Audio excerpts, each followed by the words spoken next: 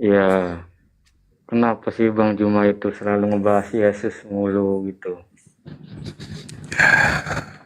Karena tugas kami membersihkan Yesus dari orang-orang kafir.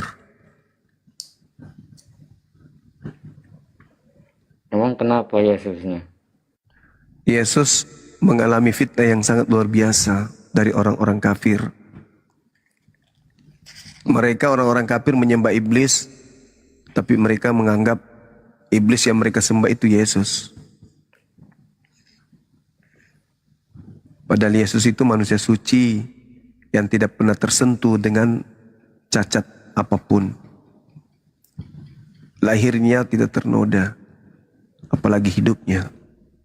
Kalian mengotorinya dengan dogma doktrin yang menghinakan dan menghancurkan kemudian ajarannya di tengah-tengah kaumnya, dan beliau malu di hadapan Tuhannya dikarenakan kalian. Yesus itu manusia suci terkemuka di dunia dan di akhirat. Tidak mungkin menjadi tumbal untuk sesajen pada dewa Molok, itu nggak mungkin. Dan tidak mungkin Yesus itu dewa Athena, itu nggak mungkin.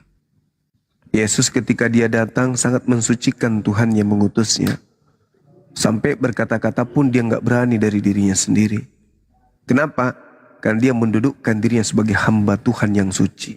Dan itu tertulis kok di dalam Kisah Para Rasul 4, nomor 29, nomor 30. Yesus itu hamba yang kudus, yang kemudian tidak merusak tatanan firman Tuhan yang datang kepadanya. Dia orang mulia, dia orang suci. Tapi kalian entah apa-apa, iblis mana yang ada dalam diri kalian ini, ular tua apa yang merasuki kalian. Semua dosa-dosa dilimpahkan kepada Yesus sampai dia harus menanggung di atas salib. Aneh kalian nih. Padahal Tuhan itu maha pengampun. Anda tinggal mengatakan, Tuhan aku mohon ampun, udah terhapuskan itu dosamu. Karena Tuhan itu maha pengampun. Ini harus ada tumbal. Berbagai macam fitnah. Tetanggamu yang kemudian perkaos anaknya sendiri, Yesus yang nanggung. Tetanggamu yang gorok lehernya ibunya sendiri, Yesus yang nanggung. Semua maksiat yang dilakukan orang-orang, Yesus semua yang nanggung. Yesus mau kusur ke neraka bawa dosa itu.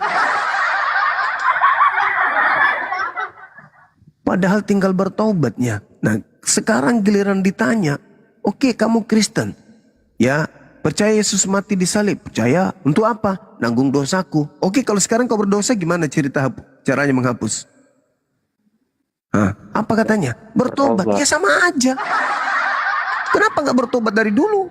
Kenapa harus menanggung, ada Yesus yang nanggung? Cukup bertobat kan? Makanya dua tawarik Dosa Adam. 7, dosa Adam gimana? Bagaimana ceritanya dosa Adam itu larinya ke kita? Sementara Adam sendiri diberkati oleh Tuhan. Adam itu diampuni oleh Tuhan. Anak keturunannya diberkati oleh Tuhan. Kejadian 1 nomor 26, 28. Adam dan keturunannya baik laki maupun perempuan diberkati oleh Tuhan. Kejadian 5 nomor 2, Adam dan keturunannya laki perempuan diberkati oleh Tuhan. Dari mana pula kalian dapat konsep? Dibisikkan oleh iblis dari mana kalau Adam itu mewariskan dosa?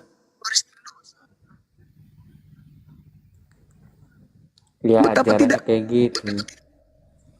betapa tidak adilnya Tuhan. Orang lain yang melakukan dosa, kita yang menanggung. Ini Tuhan apa ini? Orang yang melakukan dosa, orang lain yang menanggung. Ya itu nggak mungkin lah. Masing-masing kita. Yehezkiel 18, nomor 18 dan seterusnya. Anak tidak akan menanggung dosa ayahnya, begitu juga sebaliknya. Masing-masing kita mempertanggungjawabkan dosa kita. Kenapa Tuhan kita maha pengampun? Sebesar apapun dosa kita, pengampunan Tuhan kita itu jauh lebih besar. Tinggal datang kok kepada Tuhan. 2 Tawarik, berapa itu? 2 Tawarik 7:14. Benar nggak saya itu ya? Coba dicek. Apa yang dikatakan di sana? Umatku, hambaku, yang atas namaku disebut, merendahkan diri, berdoa dan mencari wajahku, lalu berbalik dari jalan-jalan yang jahat, maka aku mendengarkan dari surga dan mengampuni dosa mereka dari surga. Itu bisa. Kita tinggal bertobat, mencari jalan Tuhan. Apa yang bisa kita lakukan supaya Tuhan mengampuni dosa kita? Ya bertobat. Tuhan ampuni enggak? Diampuni. Mana dalilnya? 2 Tawarik 7:14. Lalu untuk apa turun ke bumi? Mati, dipantek, ditampar, diludahin, diseret, ditonjok. Kan itu merusak tatanan kemahasuciannya. Katanya pencipta, kok dia jadi ciptaan? Katanya maha hidup, kok dia jadi mati? Katanya dia bukan manusia, bukan anak manusia, kok jadi manusia? Katanya dia maha kuasa, kok jadi lemah? Maka yang benar adalah kalian harus menyadari konsep itu. Konsep yang diterima karena tak ada mutiara, tak ada ilmu. Anda melihat sapi, Anda mengatakan itu ayam. Kenapa? Karena tak ada mutiara, tak ada ilmu. Dilarang Yesus muridnya memberikan mutiara kepada babi. Begitu kawan. Lalu cara memuliakan Yesus itu seperti apa Bang Zuma? Cara memuliakannya, mendudukkan beliau sebagai rasul bagi kaumnya Bani Israel yang diselamatkan kemudian oleh Tuhannya ketika Bani Israel berkongkol-kongkol dengan penguasa untuk membunuhnya. Itu cara memuliakannya. Menyebutnya dengan sebutan-sebutan pujian alaihi salam. Atasnya keselamatan, bukan atasnya kutuk. Karena dia sendiri mengatakan dalam kitab kalian, apabila unsur kebenaran itu ada datang, maka unsur ini akan memuliakan aku. Kalau kalian menghinakan, berarti tidak ada unsur kebenaran dalam diri kalian. Karena menghinakan, kami alhamdulillah, kami memuliakan beliau. Berarti ada unsur kebenaran dalam diri kami. Roh yang ada pada diri kami ini adalah roh kebenaran. Kenapa kami selalu memuliakan beliau? Ketika orang Kristen mengatakan, yang ditampar siapa? Yesus. Umat Islam datang dengan memukul meja sekeras-kerasnya. Bukan. Tidak mungkin orang suci ini yang teraniaya. Kami mensucikan beliau. Kami membela beliau. Siapa yang ditonjok wajahnya? Kalian mengatakan Yesus. Kami mengatakan bukan. Kenapa pingin kali Yesus itu terzolimi? Kenapa pingin kali kemudian Yesus itu yang teraniaya? Kenapa kalian selalu ingin menghinakan dan mengolok-oloknya? Pakaiannya yang dibagi-bagikan sampai dia telanjang. Bahkan digambarkan di tempat kalian itu tinggal sempaknya doang. Kalian mengatakan itu siapa? Itu Yesus. Kami mengatakan tidak. Na'udzubillah tsumma na'udzubillah. Dia adalah orang yang dimuliakan. Sebelum dunia dia diadakan oleh Tuhan, dia sudah dimuliakan terlebih dahulu oleh Tuhannya. Tidak mungkin. Tidak mungkin kalian menghinakan seperti itu. Tidak mungkin. Oh dia yang diludahi bang. Oh enggak. Oh dia yang ditombak. Bukan. Dia yang dibunuh bang. Bukan. Dia yang keluar dari kubur. Bukan. Beliau orang suci yang dilindungi oleh Tuhannya. Tidak akan dibiarkan Tuhannya terjadi pada diri Yesus sesuatu yang buruk. Gak mungkin. Beliau manusia terkemuka di dunia dan di akhirat. Dan termasuk orang-orang yang didekatkan oleh Tuhan ke sisinya. Mustahil Yesus itu mengalami penganiayaan. Hanya ada iblis yang ngaku-ngaku Yesus. Itu yang mencuci otak kalian tuh. Ah Yesus itu begini. Itu yang mencuci otak. Kenapa? Lagi-lagi karena mutiara itu tidak diberikan kepada kalian. Jadi umat Islam memuliakan beliau. Kita berdiskusi itu karena itu. Kalian memakai nama oknum tersebut, oknum yang disucikan oleh Tuhannya. Padahal yang kalian sembah itu bukan dia. Makanya ketika ia datang nanti, apa katanya? Nyahal daripada aku tidak mengenal kalian. Kalian semua adalah pembuat kejahatan. Siapa mereka yang dianggap membuat kejahatan? Ya kalian. Kalian yang mengusir setan pakai namanya. Kalian masuk ke tempat yang gelap. Di hutan misalnya. Jam 2 subuh, jam 2 malam. Kalian masuk di hutan. Tiba-tiba di hutan kalian bertemu dengan bom-bom. Siapa nama yang kalian panggil? Nama Yesus. Yang datang, ya bom-bom juga dalam nama Yesus. Kalian yang memakai nama itu, bukan kami. Pada hari terakhir banyak orang memakai namaku, mengusir setan, bermujizat pakai namaku. Ya kalianlah itu. Kalian mengusir jin bom-bom pakai nama Yesus. Bukan kami umat Islam. Maka yang diusir ya kalian. Kenapa demikian? Karena sejatinya yang kalian anggap Yesus itu bukan anak Maria.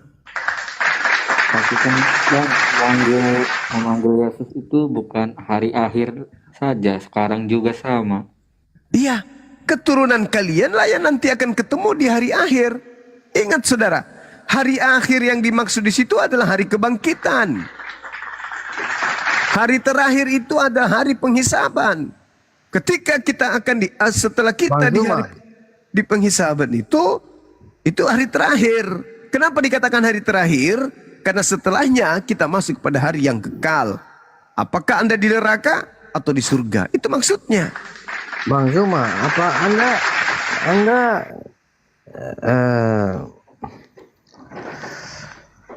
gimana saya mau bilang ya? Coba Anda dikasih sinkron dulu otaknya dengan mulutnya biar bisa ngomong. Nah, Anda merasa yang paling paham semua kan? Bung, Anda juga sebenarnya paham, tapi Anda tidak mau tahu itu. Yang Anda tahu lebih mengedepankan doktrin dan dogma. Karena kalau Anda menggunakan pemahaman yang sebenarnya, Sekarang, Anda nggak jadi Kristen lagi. bukannya sebaliknya? Enggak dong. Anda menyembah Yesus itu karena ilmu atau karena doktrin? Oh, karena kasih. Wah, karena kasih. Kalau karena kasih, pentul korek juga bisa kau sembah. Karena kau mengasihi dia. Kenapa kau sembah ini sempaknya binikmu? Karena aku mengasihi binikku. Ini orang bertuhan itu pakai akal. Kasihilah Tuhanmu dengan akal budi. Itu kata Yesus. Bukan dengan kasih. Nanti setelah kita menggunakan akal, baru kasih itu muncul dengan sendirinya. Nah, tengoklah kawan, karena tak ada mutiara. Jangan kau memberikan mutiara kepada babi, kan tidak memiliki mutiara itu karena dilarang. Sekarang begini, saya tanya sedikit satu pertanyaan, boleh? Silakan. Kau tidak percaya Yesus mati? Ya tidaklah, sebab Yesus sendiri mengatakan aku tidak mati. Yesus loh yang ngomong.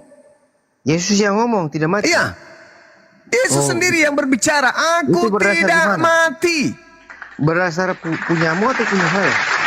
Berdasarkan Yesus di dalam Bibelmu. Loh, saya ini bertanya berdasarkan punyamu. Kalau punya aku, Yesus tidak mati. Nabi Isa alaihissalam, dia diangkat. Diangkat begitu. ke langit. Sama seperti Yesus di dalam Kau bilang Bibel. diangkat ke Dia langit. diangkat ke langit. Oke, kalau gitu coba kau buka sekarang Maryam. Quran surah 19 ayat 33. Ya, parah kau ini. Surah Maryam itu tidak berbicara mengenai kebangkitan dari kubur. Itu berbicara mengenai kematian akhir zaman. Seluruh manusia akan mengalami kematian. Seluruh manusia akan mengalami 3 fase itu. Kau baca saja dulu lah. Kau baca saja dulu. Lahir, 19, mati, 33. bangkit. Kau baca Quran. Jangan Maryam, kau ajari 33. saya Kau Quran. Jangan kau ajari saya Quran. Itu dia pada masa bayi berbicara di hadapan kaumnya. Ketika ibunya dituduh sebagai pezina. Itu bukan berbicara mengenai kebangkitan dari setelah disalib. Dan dalam bahasa original teksnya di situ tak ada kata wafat. Tidak ada kata maut. Tidak ada kata wafat, sorry. Tidak ada. Di situ adalah kata mati. Mati artinya terpisahnya antara jasad dan ruh. Nah, kalau Anda mengatakan bahwasanya itu bangkit dari kubur, lalu hidup, berarti ayat 15 yang kau baca itu untuk Yohanes Pembaptis, Nabi Yahya. Berarti Nabi Yahya juga mengalami hal yang sama dong. Bangkit juga dari kubur, hidup. Ya kan kayak gitu ceritanya. Maka saudara, Al-Quran itu ilmu yang tinggi. Sedangkan Anda tak Anda mentiara, Anda ada akal untuk mengetahui itu. Jadi manalah mungkin Anda bisa sampai ke sana ilmunya. Begitu kawan.